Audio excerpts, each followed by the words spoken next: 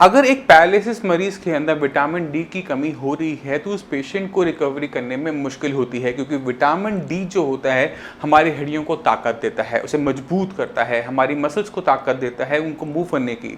और अगर इसकी कमी हमारे शरीर के अंदर हो रही है तो हमें मांसपेशियों में थकावट महसूस होती है, हड्डियों में दर्द महसूस होता है।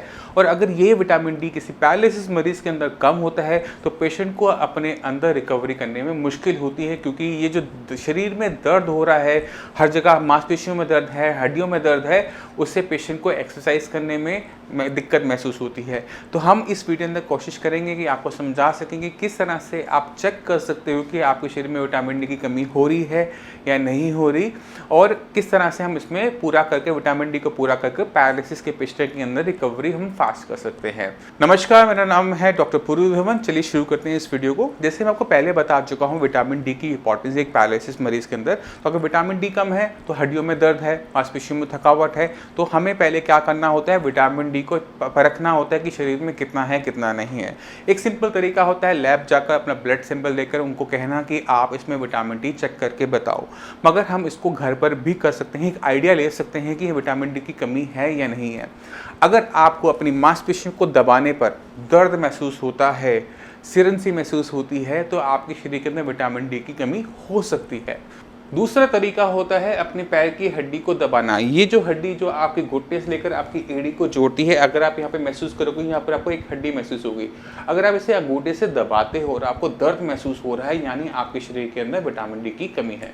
तो ये थे आसान तरीके जिससे आप अपने शरीर के अंदर विटामिन डी की कमी को आइडिया लगा सकते हो कि है या नहीं है। अगर आपको लगता है कि आपकी बॉडी के अंदर विटामिन डी की कमी है, आपको दर्द हो रहा है, तो सीधा आप दवाई पर नहीं जाएंगे, क्योंकि विटामिन डी जो होता है एक फैट सॉल्युबल विटामिन होता है। इसकी अमाउंट हम अपनी बॉडी में ज़्यादा नहीं कर सकते। तो पहले आपने कमी को देखा कि कमी है या नहीं, आइडिया लिया। आइडिया लेने के बाद आप लैब में अपना सैंपल, ब्लड का सैंपल देंगे, लैब को बोलेंगे कि इसमें विटामिन डी का हमें बताओ कि क्या लेवल है। अगर विटामिन डी आपको कमी आ रही है तो ज़रूरी है इसको पूरा करना, क्योंकि जब तक इसे पूरा नहीं करोगे आपको अपने शरीर के अंदर ताकत महसूस नहीं होगी, मांसपेशियाँ दुखती रहेंगी, हड्डियाँ दुखती रहेंगी। पेशेंट को जब हम एक्सरसाइज करने की बात करेंगे तो वो आलस से ही, दर्द से ही उस चीज़ को नहीं कर पाएगा। तो अब बात कर लेते हैं कि हमने इसे कैसे पूरा करना है। नॉन वेजिटेरियन पेशेंट के लिए बहुत आसान होता है विटामिन डी को पूरा रखना, क्योंकि खाने के अंदर अगर वो सही तरीके से एग्स लेता रहता है, फिश लेता रहता है, तो विटामिन डी की डेफिशिएंसी बॉडी में देखने को नहीं मिलती। पेशेंट अगर दूध अच्छी अमाउंट में लेते हैं तो विटामिन डी की कमी हमें देखने को नहीं मिलती। मगर जो पेशेंट वेजिटेरियन होते हैं और जो दूध बहुत कम अमाउंट में पीते हैं, चाय ज़्यादा पीते हैं, उनके अंदर विटामिन डी देखना आम बात होती है। अब विटामिन डी के इंजेक्शंस भी आते हैं, विटामिन डी के आपको और बाकी सप्लीमेंट्स भी मिल जाते हैं। तो विटामिन डी आपको अपने लेवल देखने के बाद उस हिसाब से हमें शुरू करना पड़ता है कि क्या आपको इंजेक्शन की ज़रूरत है या फिर हम इसको नॉर्मल जो मेडिसिन आती हैं उनकी हेल्प से पूरा कर सकते हैं। एक बार विटामिन डी आपके शरीर में पूरा हो जाता है तो बॉडी के अंदर जो एनर्जी लेवल है वो अप हो जाता है। मांसपेशियों में होने वाला दर्द, हड्डियों में होने वाला दर्द, कमर का दर्द, कंधे का दर्द, सब ऑटोमेटिक तरीके से जाना शुरू हो जाता है। तो ज़रूरी है हर पैरालिसिस पेशेंट जिसे अपनी बॉडी में तेज़ी से रिकवरी करनी है, विटामिन डी को पूरा रखना। विटामिन डी का जो इंपॉर्टेंस है वो सिर्फ आपकी मसल्स के लिए, बोन्स के लिए नहीं होता, ये आपकी मेंटल इफेक्ट पे भी डालता है, आपके ब्रेन पर भी इफेक्ट डालता है। तो विटामिन डी की अगर डेफिशिएंसी होती है बॉडी के अंदर तो ब्रेन जो होता है हमेशा कंफ्यूज बना रहता है, आपको सोचने, समझने, फोकस करने में दिक्कत महसूस होती रहती है।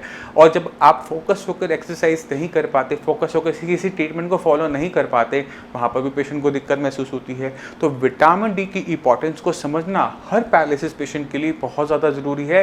विटामिन डी को चेक करवाना कि कम है या ज़्यादा, वो भी ज़रूरी है, और उसको पूरा करना भी ज़रूरी है। मैं उम्मीद करता हूँ इस वीडियो से विटामिन डी की कमी से जो अड़चन पैदा होती है किसी भी पेशेंट के अंदर, पैरालिसिस पेशेंट के रिकवरी के अंदर, वो आज के बाद नहीं रहेगी। इसे पूरा करते हुए आप अपनी तेज़ी से रिकवरी लेंगे। अब इसी के साथ आप मुझे चलने की आगे दीजिए। मिलते हैं अगली वीडियो में, तब तक के लिए धन्यवाद।